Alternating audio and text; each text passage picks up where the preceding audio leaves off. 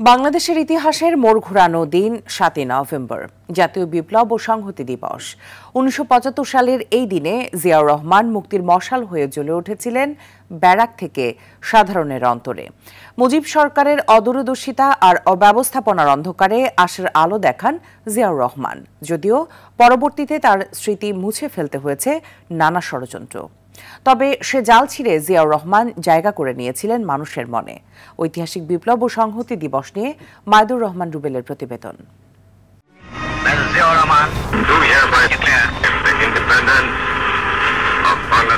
Major Ziaur রহমানের এই ঘোষণায় বাংলার মানুষ প্রতিরোধের দেয়াল গড়ে তোলে পাকিস্তানের বিরুদ্ধে। শুরু হয় মুক্তিযুদ্ধ, অথচ মুক্তিযুদ্ধের অন্যতম নায়ককে খলনায়ক বানানোর এমন কোনো চেষ্টা নেই যা করেনি স্বৈরাচার শেখ হাসিনা সরকার। ১৯৭৫ নভেম্বরের শুরুতে যে অনিশ্চয়তা, শঙ্কা ঘিরে ধরেছিল দেশকে, তার অবসান ঘটে ৭ই নভেম্বর।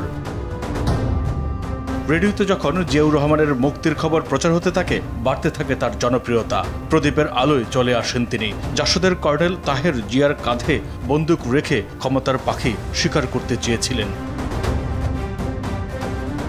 ঘটনা প্রবাহের শেষ অঙ্কে জেনারেল জিয়া নেতার ভূমিকায় অবতীর্ণ হন। সবকিছু চলে আসে তার নিয়ন্ত্রণে। সেনাবাহিনী ও জনসাধারণের মধ্যে জনপ্রিয় ছিলেন জিয়া, যে কারণে শেষ পর্যন্ত কর্নেল তাহের টিকতে পারেননি। জাতির উদ্দেশ্যে দেয়া বার্তায় জিয়াউর রহমান বলেছিলেন, দেশের ক্রান্তিলগ্নে গণপ্রজাতন্ত্রী বাংলাদেশের চিফ মার্শাল ল অ্যাডমিনিস্ট্রেটর ও সেনাবাহিনীর প্রধান হিসেবে দায়িত্বভার গ্রহণ করতে হয়েছে। আওয়ামী লীগের সরকারের না থাকার কারণে দেশে একটা প্রশাসনিক শূন্যতা ছিল। জনগণ এবং সৈনিকদের অনুরোধে জেনারেল জিয়াউর রহমান এই শূন্যতা পূরণে এগিয়ে আসেন এবং সিপাহী জনতার সমর্থন নিয়ে তিনি রাষ্ট্র পরিচালনার দায়িত্ব গ্রহণ করেন। কিছুদিন পর তিনি জনগণের সরাসরি নির্বাচিত রাষ্ট্রপতি হিসাবে দায়িত্ব গ্রহণ করেন।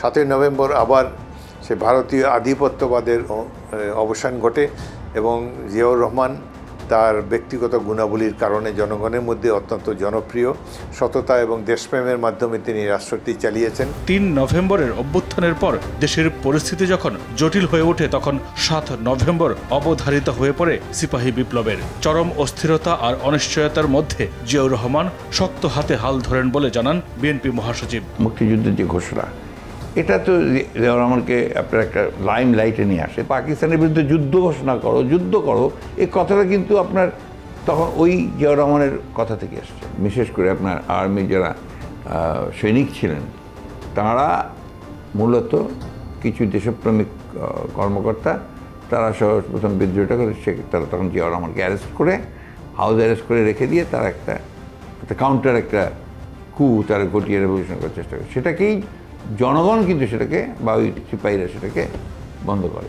তো সেই জন্য এটা একটা বড় টার্নিং পয়েন্ট, এবং সেই টার্নিং পয়েন্টটা ছিল towards independence and sovereignty of Bangladesh.